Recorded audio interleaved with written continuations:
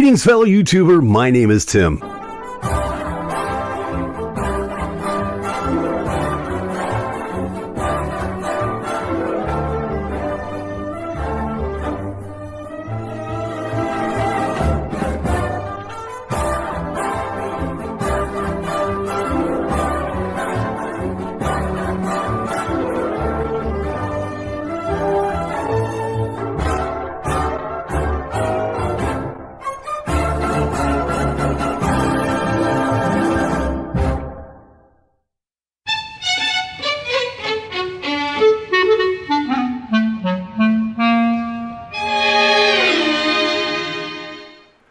Greetings, fellow YouTubers. Season's greetings, that should be. My name is Tim. Thank you once again for joining us for the reason the holidays were invented, so that people could toss their rotten eggnog and fruit at this screen. This is GainerWorld Live. My name is Tim Gainer. Thank you so much for joining me, as I always do appreciate it. Yes, 'tis the season, and this is our last official show of 2022. All kinds of things. We'll get into that and why that is in just a couple of seconds. But yeah. Okay, so let's see here. Yeah, sure, why not? Already the tote board has begun to explode with tidings of great cheer. And the reason for that being is because if you're new to the show, this is what we do. Right over here on the side, you see it right there. That is the that's the YouTube chat. If you are watching this live, you don't need to keep straining your neck and looking over to your right, because we've got it right here on the screen. That's the YouTube chat, because we're cool like that. If you're watching the replay, dang, you don't need it. It's right here. Okay? Don't worry about it. And already all kinds of people are popping in to say hi and wishing their greetings for the season. The Incredible Edibles Band, Gary Hicker in there going, that was a quick week. Boy, you're telling me. Agnar is saying, could not agree more. Our occasional guest DJ, Chris King, is saying for those ladies that like a lot of inches, you're going to get it this weekend, up to 24 of them. Okay, well, that's certainly good. Apparently, Chris is still up in Wisconsin, so... Anyway, so yeah, there's... Come on in. If you're watching the show live, come on into the chat. We'd love to hear from you. We'd love to extend our wishes of the season to all of you, because it is that time of year. And as I said, this is the last show of 2022. Reason being is because next week, actually, I'm going to be working on my favorite pet project. Classic Christmas. If you haven't heard it, if you're a fan of old school Christmas music, and I'm talking your Bing Crosbys, your Judy Garlands, your Nat King Coles, your Frank Sinatras, and everything like that, please check it out. ClassicChristmas.com, 1C in the middle. We'll be running your all-time holiday favorites restored from the original vinyl releases all the way through Christmas Day. So we'll be doing that, and I hope you join us for that. A lot of cool music there that I've been working on actually for about the last 13 years, 15 years, something like that. Started in 2005. So yeah, this is the 17th year and we've been doing it, and we're very, very proud of it. So pop in and say hi to us, won't you? A lot of other things going on. I basically also it's it's time for me to take a break. This is my annual holiday sabbatical. It's been on a to say 2022 has not been a roller coaster of a year would be a complete understatement, quite honestly. And I need a break. I'll be honest with you. It's been a great year. It's been a terrible year. It's been a surprising year. And I just need to kick back and just kind of absorb it all. You know what I mean? So yeah. In fact, tonight we really didn't have a whole lot planned. At least I thought that we weren't going to have a whole lot planned.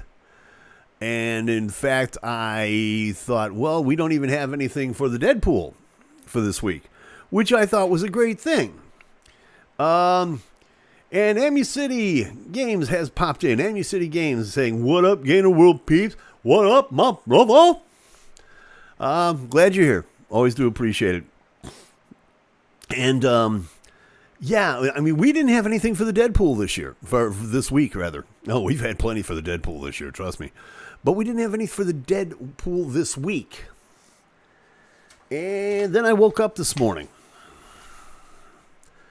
And it's as if the powers that be in the universe went, "Hold my beer, you fat old son of a Dino Danelli." If you don't know that name, you should, because he was honestly, one of the great drummers in the history of rock and roll. He was the drummer with a band that you might have heard of. A band called the Young Rascals. Remember the Rascals? Yeah. Good Lovin'. See? It's a Beautiful Morning. How Can I Be Sure? Just a string of hits in the 60s. He also was a member of Little Steven's band, the Disciples of Soul, for a little while. He passed away yesterday at the age of 78. His death being confirmed on his Facebook page in a post from Joe Russo, who I guess is a Rascals archivist. They haven't given a cause of death yet, but they said that Dino's primary challenges were coronary artery disease and congestive heart failure. Yeah, that'll do it. And apparently his health began to falter around 2018, and earlier this year he entered into a rehab facility where he was there until the end. Yeah, what can you say? Rascals guitarist Gene Cornish said he was my brother and the greatest drummer I'd ever seen.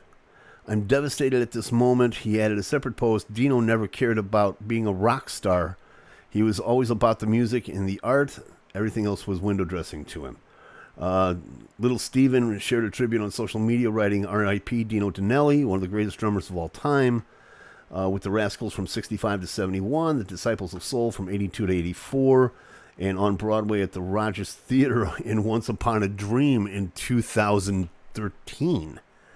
But yeah, I mean, the string of hits that they had, come on. You know, Good Lovin', It's a Beautiful Morning. See, as I said, one of my all-time favorite songs. How Can I Be Sure? A Girl Like You. Just a terrific band, a terrific drummer. And yeah, one of the better drummers in the history of rock and roll. So yeah. He'll be sorely missed. So, hail and farewell to the likes of Dino Danelli, which always sucks. And I went, okay, well, at least we can update the Deadpool, and I won't, disappoint anybody who watches the show on a regular basis. And then came this one. He was one of the most unrecognized drummers in rock and roll, according to Gary. Yeah, but he was one of the better ones. He was one of the better ones. If you ever watched him live, there's tape of the Rascals on the Ed Sullivan Show, and he's just so much fun to watch. So yeah, that was a really sad loss. And then, if that wasn't enough for you, another name that a lot of people aren't going to know, but you'll know the band that he was in, Kim Simmons. Now, I hear you asking me right now, Gainer, who the heck is Kim Simmons?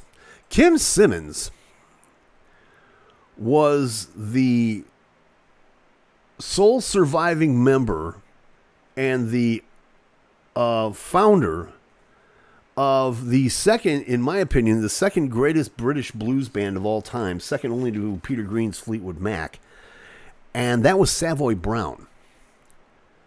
He died, pardon me, it was announced that he died Monday at the age of 75,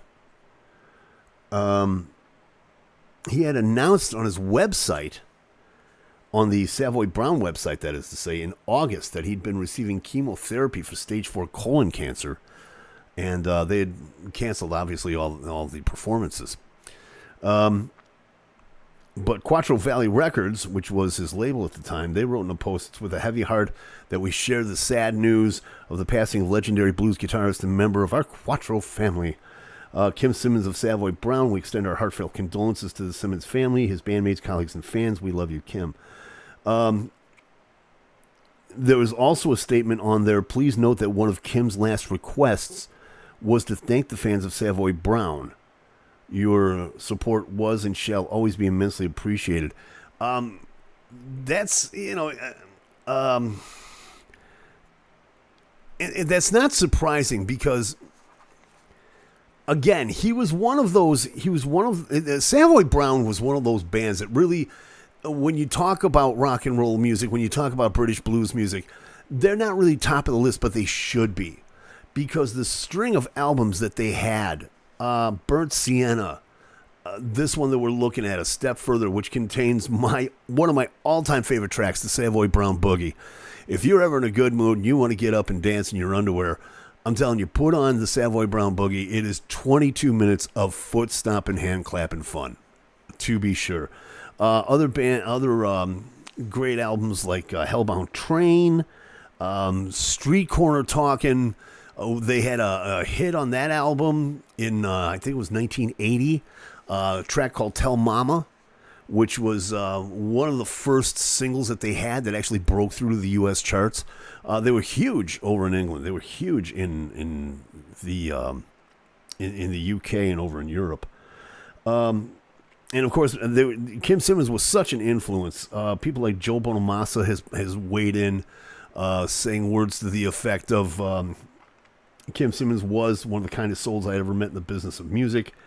Always smiling and jovial. He, along with Lonesome Dave, made some beautiful records with Savoy Brown. Rest in peace, Kim. You will be missed. Also,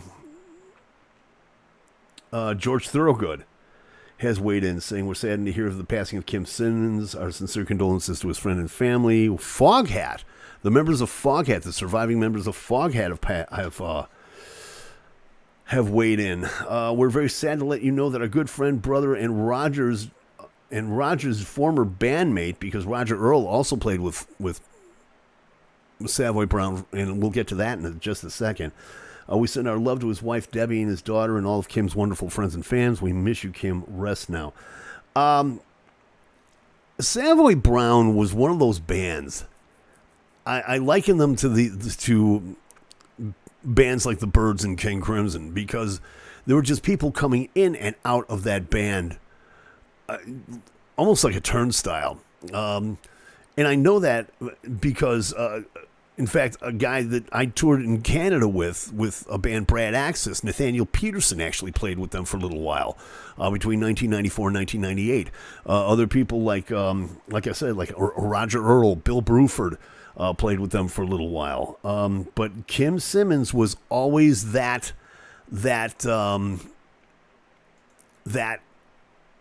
constant. And like I said, they had, just such great albums. Looking in, their only UK chart entry in 1970. They did have a number one on the Billboard Blues chart, however, in 2017 with Witchy Feeling. And he made 5 albums as a solo artist. And his most recent release with Savoy Brown was 2020's Taking the Blues Back Home.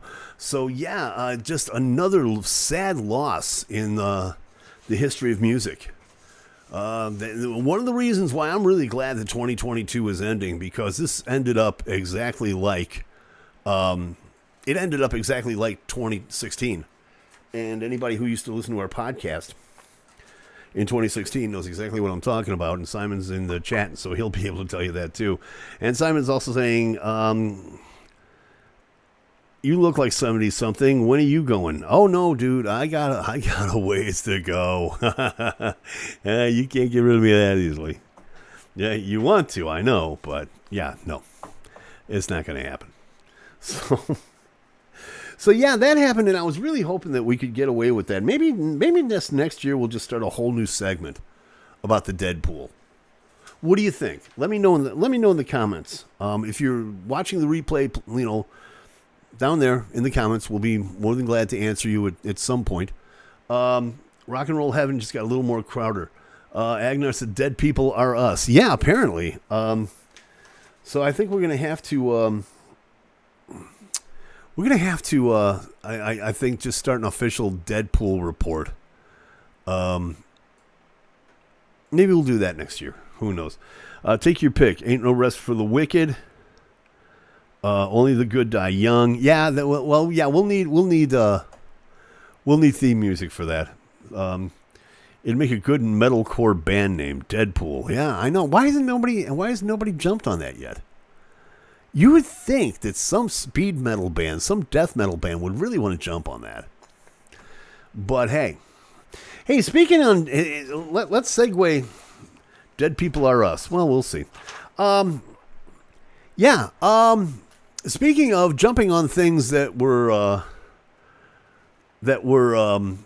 Marvel owns the trademark. Okay, all right. That makes sense. I respect that. Speaking of jumping on things that used to be owned by dead people, and if you're looking for a great gift idea for the holidays, I've got one for you, courtesy of the folks at Dirt Magazine. How would you like to own the beach house that was once owned by Tom Petty? Yes, it's true.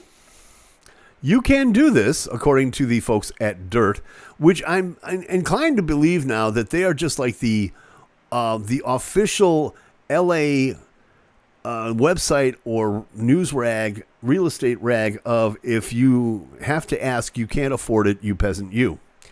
Because this particular house that we're talking about,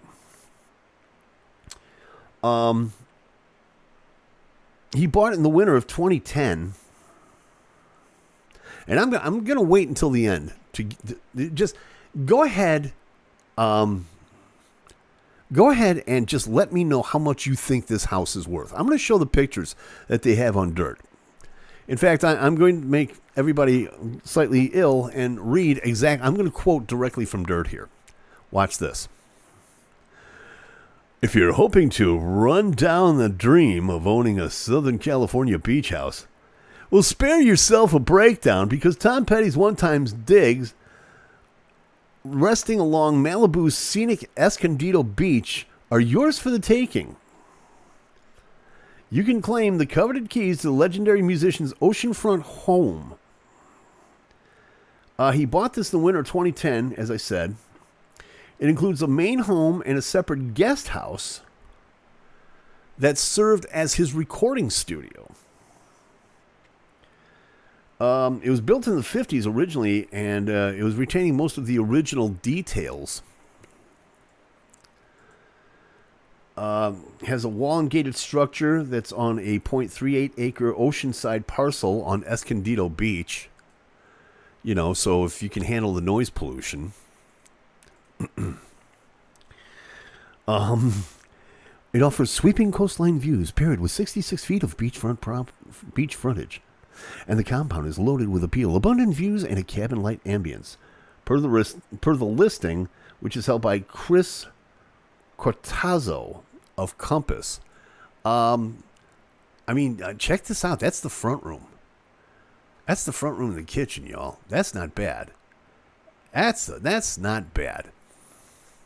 That is not bad at all. Those are nice digs if you can take them. If you can handle it.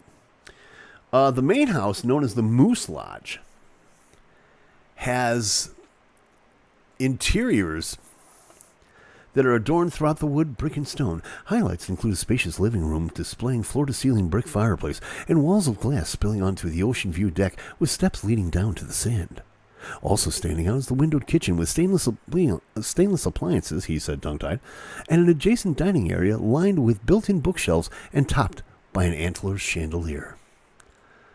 I mean, really, you guys? What? Gary's asking what TV show was it with the Tom Petty was the next door neighbor? I don't think that was Tom Petty. I think it was Joe Walsh. I think you're talking about like late Roseanne stuff when Joe Walsh used to pop in as the next door neighbor every now and again. I mean, look at the bathroom. That's a really nice place. 2 bedrooms include a master retreat sporting a tiled fireplace, private deck, walk-in closet, and bath with dual vanities and a spa tub. Steps descended to a lower level, which hosts a family room with access to the beach. Other outdoor amenities include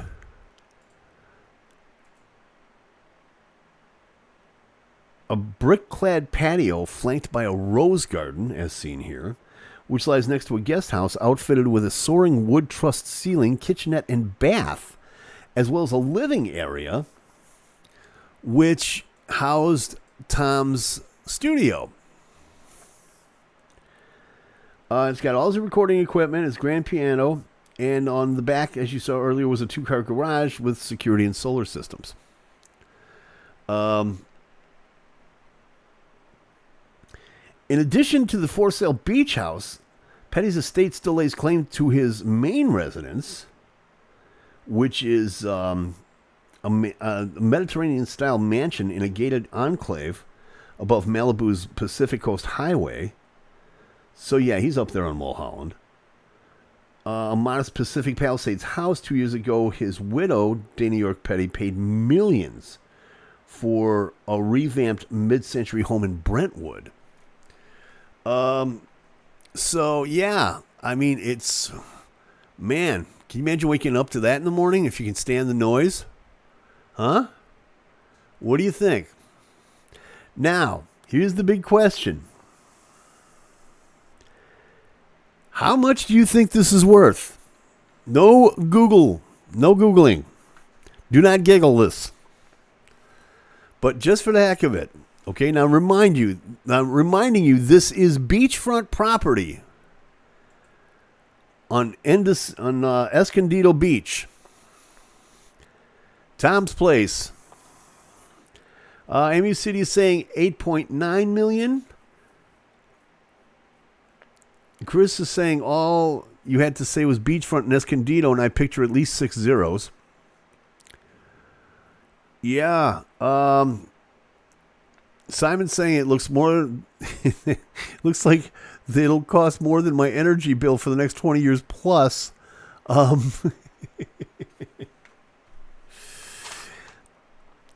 When Tom bought it in 2010,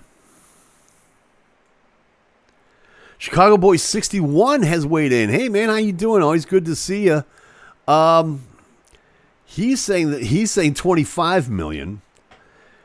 Chris is now saying, with the economy being the way it is, he's saying 11 million. And Simon is saying 3,050 years of my energy bill it'll take is 6.2 million. Gary's saying 15 million. Man, y'all are all over the road, but y'all are on the right track. Let me put it to you this way. In the winter of 2010, he paid. Simon suddenly said £1, thinking that he's playing The Price is Right or something. I don't know why. Tom paid $6.8 million for it. The cost of it now, you can have it. All you need is a cool $9.8 million. You can have Tom's Place in Escondido Beach. There you have it. Looking for that special gift for that someone on your list this year? Yeah. And that's not even mentioning what you would think the property taxes are going for. Can you imagine? Man. Yeah, MU City was the closest without going over, which means he gets to play Fast Money or whatever it is that they're playing on that show these days. I don't know. I haven't watched it since Bob Barker left. Although I should, because I'm sure Wayne Brady is doing a great job. But why did Drew leave? That's what I want to know. Why did Drew Carey leave The Price is Right? Oh, no, I beg your pardon. Wayne Brady's playing. He's got Let's Make a Deal. I'm sorry. Yes, Drew is still on there. Which will give you an idea of how up I am on my game shows these years. So yeah. So that's what's going on with the Deadpool this week. Hey, Chris, I'm sorry, man. I just don't keep up with the game shows anymore. I know I should. And let me see something. You just picked a word, Amu City, that always picks my interest. If you're looking for any vinyl, I picked up a crate full of late 70s, early 90s dance and R&B titles. Ooh. I see sampling in Chris's future. But hey, that's just me. Is why you ain't got nothing else to do. That's right. And I'm going to be doing that in a couple of weeks. For a couple of weeks, anyway. I got all kinds of things to do. I got lots of stuff to do. We'll talk about that in a little bit. And, we'll also get into stuff that's going on Broadway. And let's talk breakfast cereal when we come back. Everybody likes a nice, lively bowl of cereal in their life, don't they? Huh? Of course you do. We'll talk about it when we come back. Stick around.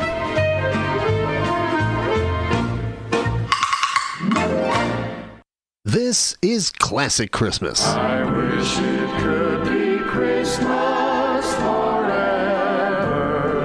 It's the most wonderful time of the year. Here comes Susie Snowflake dressed in a snow white gown. Playing your all-time holiday favorites restored from the original vinyl releases. This is Classic Christmas.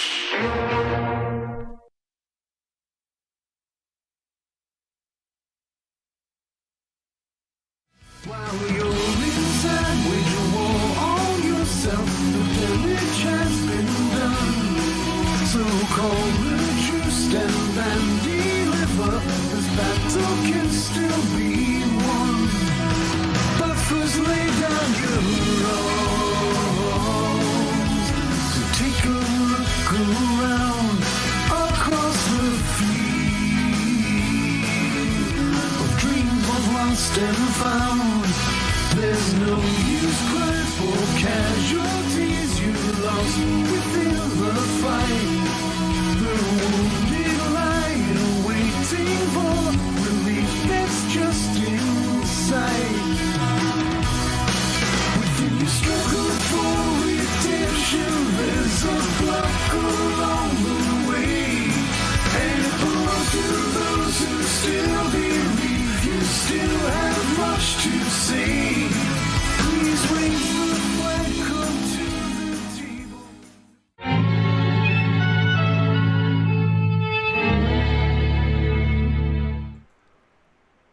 And what a great gift idea for that special music lover in your life. Head over to any of the streaming services and pick up a copy of my latest single, Lay Down Your Arms, which, by the way, thank you for all of your support, has been nominated for not one, well, it has been nominated for Best Produced Single in the Hugs Awards for this year. And I'm also happy to say that the Tim Gainer Experience, the band, has been picked up for a nomination for the Hugs Award for Band of the Year. We're going to be announcing those Wednesday night on the Hugs Christmas Spectacular, which is going on Wednesday night at 8 o'clock Eastern at Hugs 24/7 Radio. Make sure you check that out, hugsatwrgg.com. That's the website. And we'll be playing all kinds of great Christmas music from all kinds of wonderful unsigned artists from around the world and announcing the third annual Hugs Awards for 2022, and all the awards and all the winners are based upon you voting earlier this year. So thank you very much for that. Thank you for the nominations, and here's hoping. Okay, so earlier I talked about, right before the break, I talked about cereal. And, breakfast cereal. Come on. Staple of anybody's good morning. One of the 4 basic food groups, if you know what I'm saying. Pardon me. And immediately Chris pops up and says, Frosted Rice Krispies. To which Anu City replies, I'm a huge fan of Cinnamon Life and Fruity Pebbles. Cinnamon Life, not so much. Fruity Pebbles, I'll eat all day. Going for the hard-to-find older cereals, Quisp was and is the best. I don't know about these days. I don't know, man. Quaker Oats has really messed up that formula, you know. And besides, we need to bring back Quake too, because remember the war between Quisp and Quake, kind of like the old war between Frankenberry and Count Chocula and Boo Berry and all that. You know, we need that we need that sense of cereal competition back in our lives. Waffle Crisp, according to Chris. Crunchy nut. I like crunchy nut. Emphasis on the nuts, says Agnar. Yeah, that makes sense. Only if Carl Keegan is with you. Anyway, so yeah. And I'm glad everybody's down with the cereal and everything like that, but I ask you, dear YouTuber, one basic fundamental cereal question. Are you ready for Snoop Loops? Top dollar with the gold fleet collar, dipping in my blue Impala. Top dollar with the gold fleet collar, dipping in my blue Impala. Top dollar with the gold fleet collar. Yes, you heard right. Our pal, old Snoop D-O-double-G, along with Master P, Master P has started a food company called Broadus Foods. And Snoop has come up with Snoop Loops. And apparently these have been selling, and I don't know how I missed this, but these have been selling in the stores since the summer.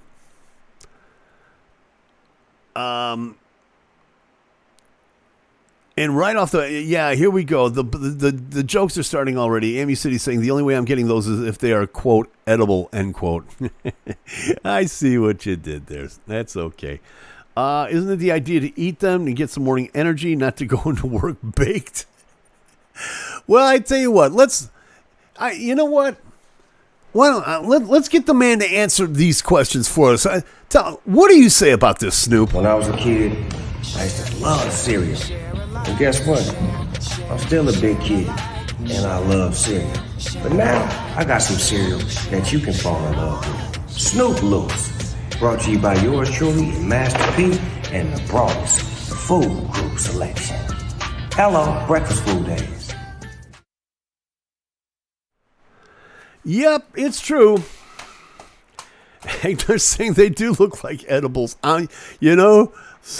Some oat-flavored edibles for the kids first thing in the morning. Won't mom and dad be proud?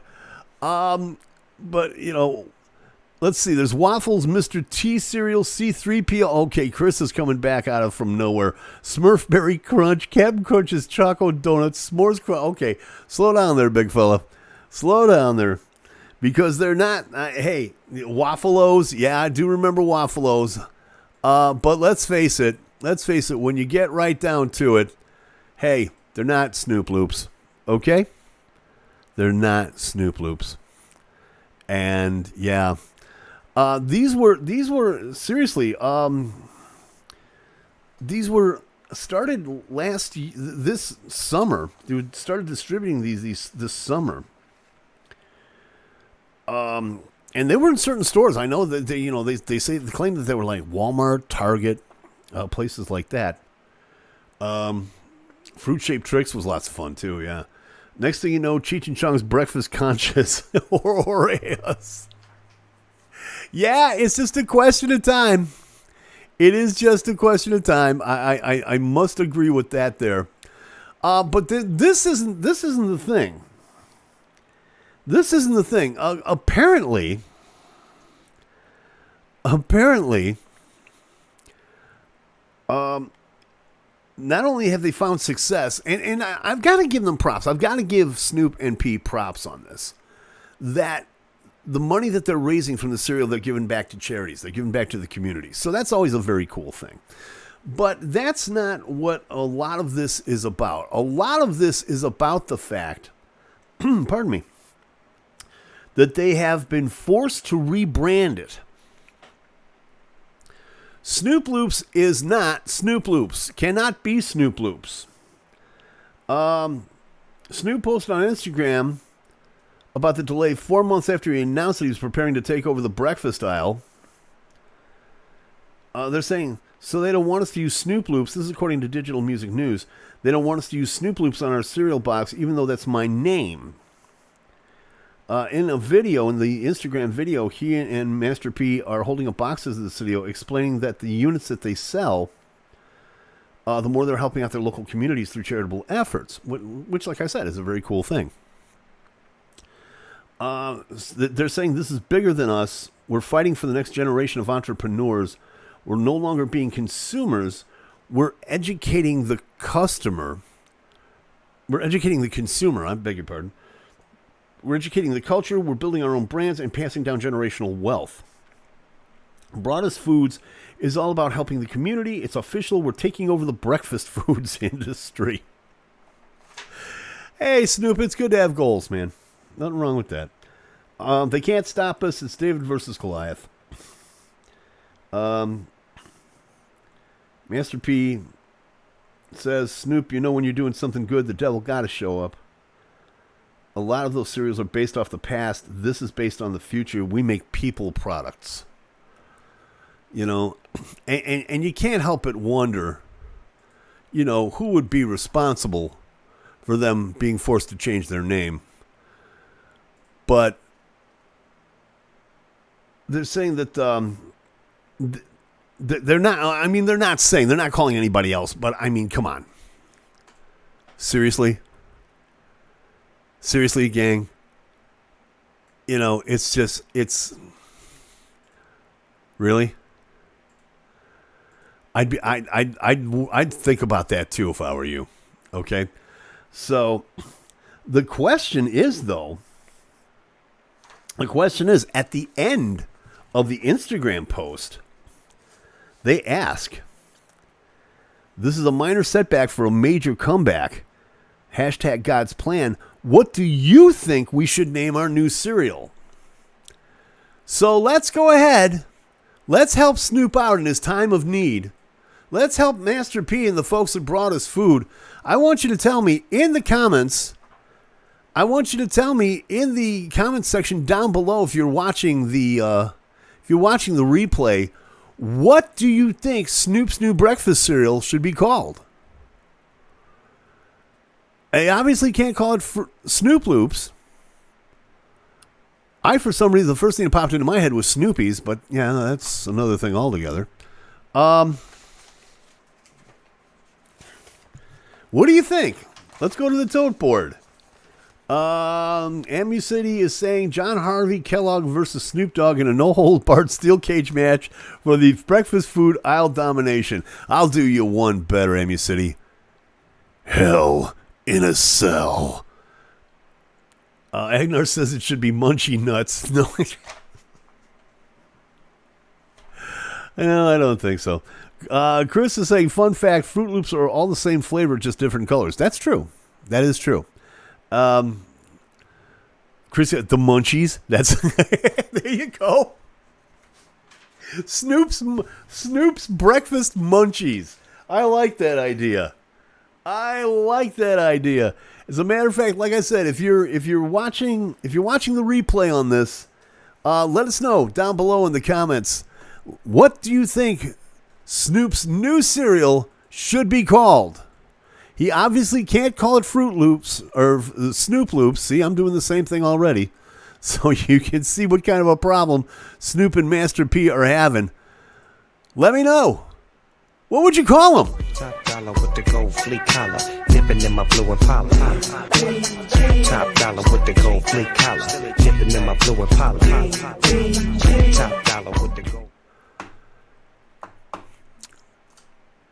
So many jokes. I'm just sitting here and I'm watching the chat. Gary says Snoop Dogg droppings. Dog Chow says Hamu City. I like Snoopies. Snoop's Munchies. Chris saying, you hungry fool? You wouldn't be if you got a case of the Munchies. I hear you. It writes itself. This is a promo. This is a promo gone straight to town. You gotta love it.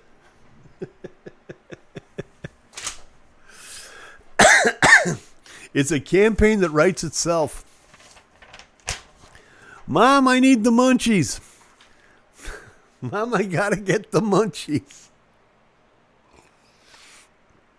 Oh, man. Mr. T would go after him if you said that. Yeah, probably. Probably. I mean, seriously now. And I have to replay this only because when I saw this the first time, I sat back and I went, "Oh my God, no! This can't be real." Tell us again about your cereal, there, Snoop. When I was a kid, I used to love cereal. And guess what? I'm still a big kid, and I love cereal. But now,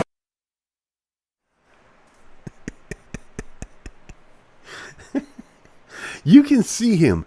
You can see him after like a good bong full of, whatever blunt, whatever mesh he's smoking at the time.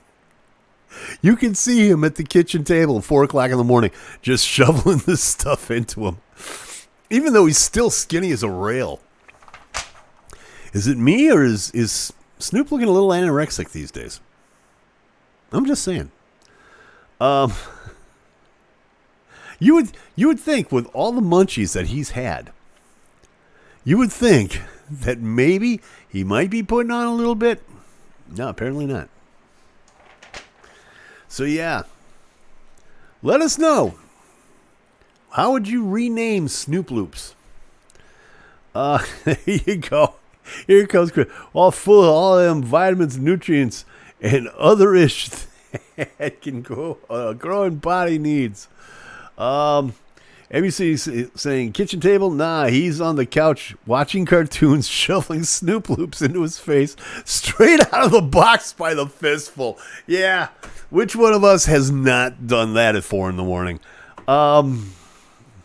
Doesn't he coach a kids football team? Yeah, but have you heard about the kids football team winning any championships? Just saying. Fill your bowl with Snoop Hybrid O's. There you go. Fill up that bowl with Snoop Hybrid Bowl. He does some running about. Apparently, I guess, yeah. When you're on the road, you got to keep in shape, I guess. So yeah, there's that. Hey, speaking of being on the road, let me clear up this last one, and then we'll get down to some real business here. Another gift idea that you might have is if you're traveling over the holiday season or maybe even early next year, you might want to be checking out. You might want to check out the theater. Back up a bowl. There you go, Chris. Chris just tipped the whole Snoop Loops thing in. So pack up a bowl and get you some munchies. That's it. That's it right there. That's it. Snoop's Munchies. Snoops and Peas Munchies. Mom, I need you to get me a bowl of them munchies.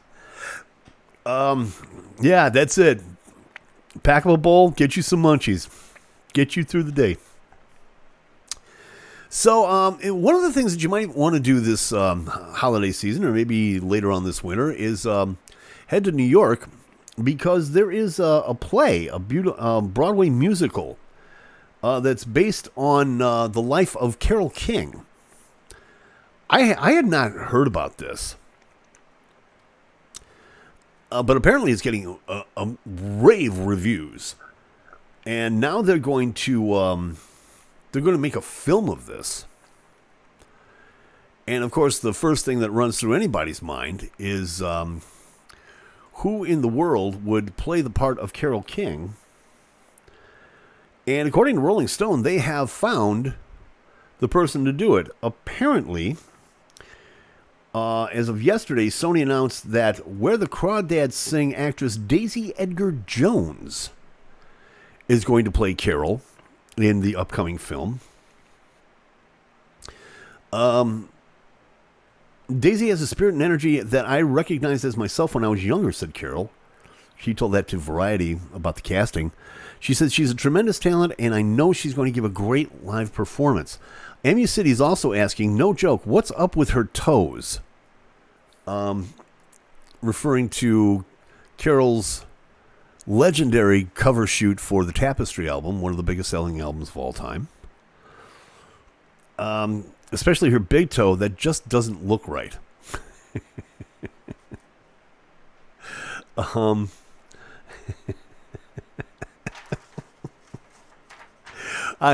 so glad to hear you say that, Simon. That's wonderful. So anyway, Lisa thing sells 50 million copies, and MU City's worried about her feet. Lisa Cholodenko, who worked on the Golden Globe winning The Kids Are All Right back in 2010, the documentary on The Who, will direct the film. She most recently directed the first 2 episodes.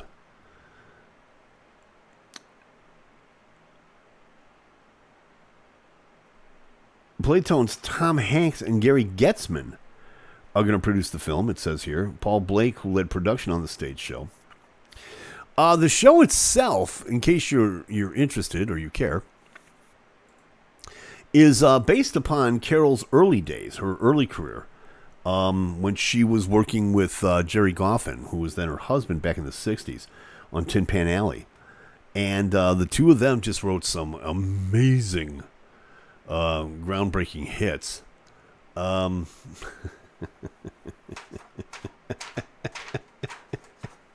This is getting way out of hand.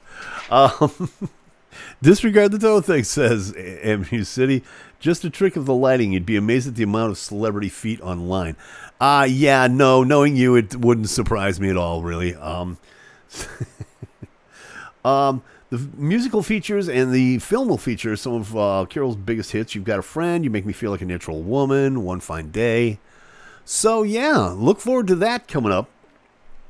By the way, in case you're wondering, and I know you are, I can see it in your eyes. Apparently, Daisy Edgar Jones is currently up for Best Supporting Actress in a Television Limited Series for her role in Under the Banner of Heaven. And she's also starred in Normal People and Fresh. So, there you have it.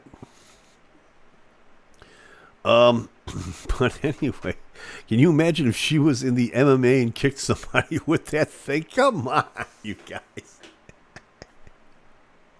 Come on. This is Carole King we're talking about. She's a Rock and Roll Hall of Famer. Come on. She's a winner of the Kennedy Center honors.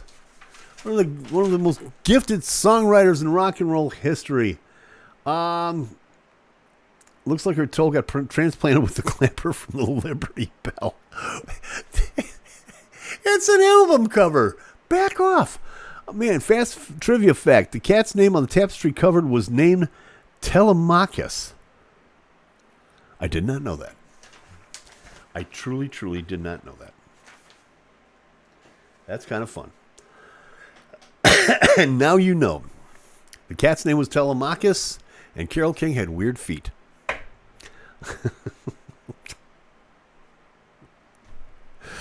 Oh, man. And that's coming to a theater near you. Do you think that they'll have Daisy make her feet up like that? I mean, because you want, artistic, you want the creative realism in the movie. I'm just asking. But now I just call.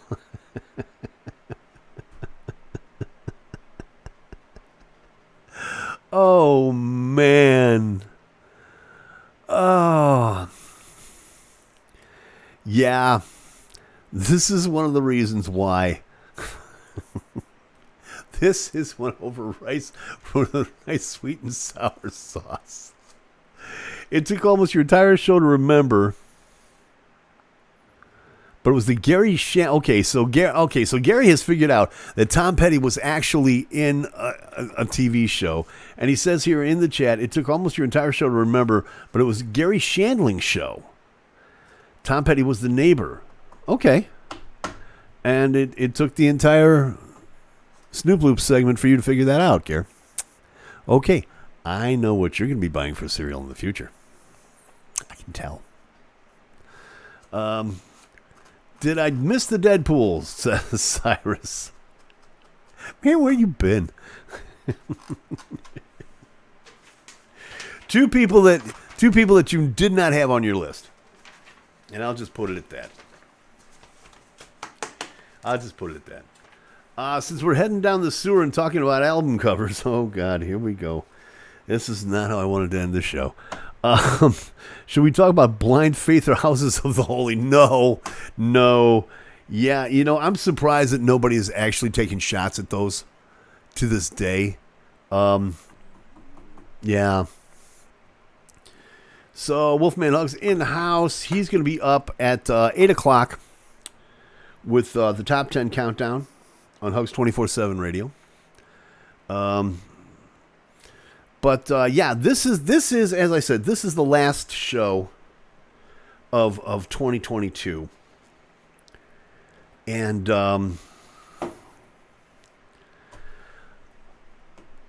this is going to be it for the rest of the year.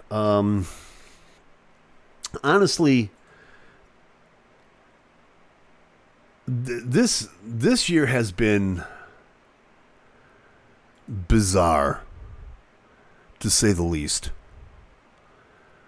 It has been a year of great. It's been great, and it's been heartbreaking, and it's been frustrating, and it's been triumphant, and it's been tiring, and it's been exhilarating, all at the same time. The next few weeks of my life, I will be I'll be doing what I have been doing for the last 10 years. And that is, I will be spending my holidays at home, alone, reflecting on what has passed,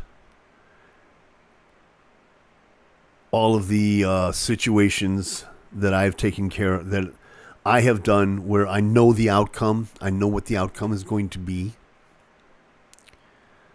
and there's nothing I can do to stop it. And there's been, as I said, some great triumphs. There's been some very serious heartbreaks. Very seriously put, you guys, this has been one hell of a tough year. But it's been a great year at the same time. I want to take this opportunity to thank everyone who has supported my music, has supported this show.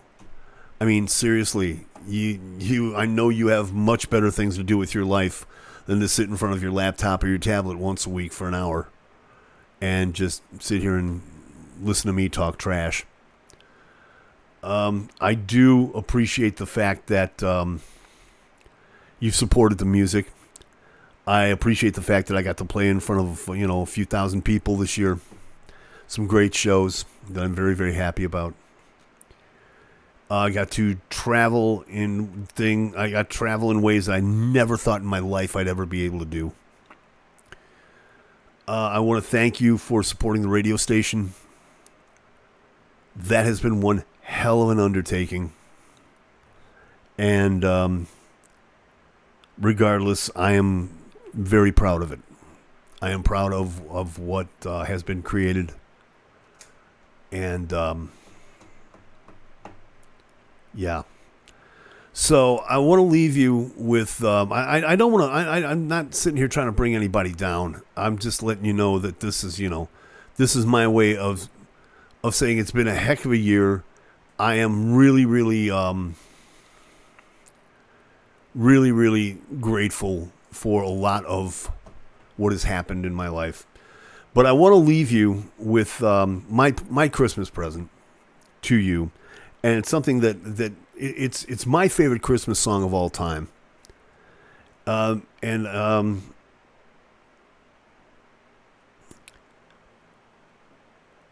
want to play this for you before we get out of here. This was recorded at St. Bride's Church in London in 2005.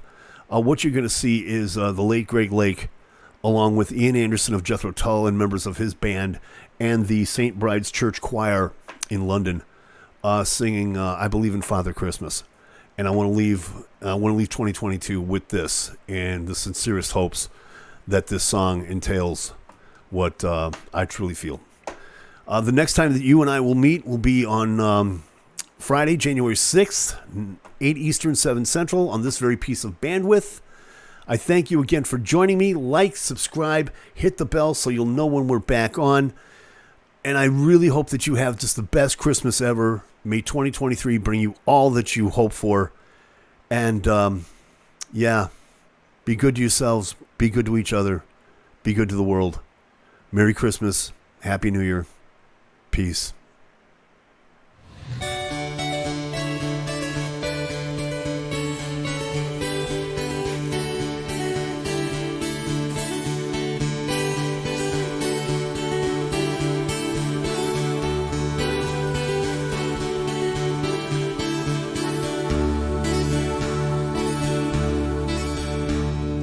They said there'll be snow at Christmas.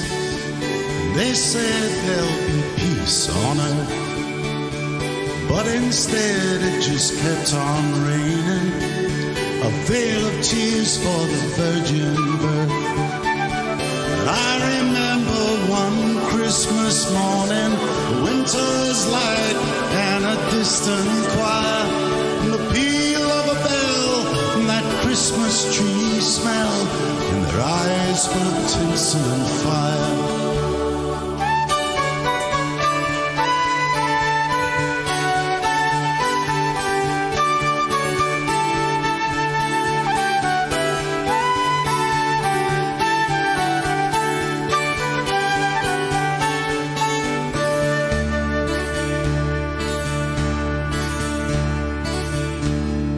They sold me a dream of Christmas, and they sold me a silent night, and they told me a fairy story till I believed in the Israelite, and I believed in Father Christmas, and I looked to the sky with excited eyes, then I woke with a yawn in the first light of dawn, and I saw him and through his disguise.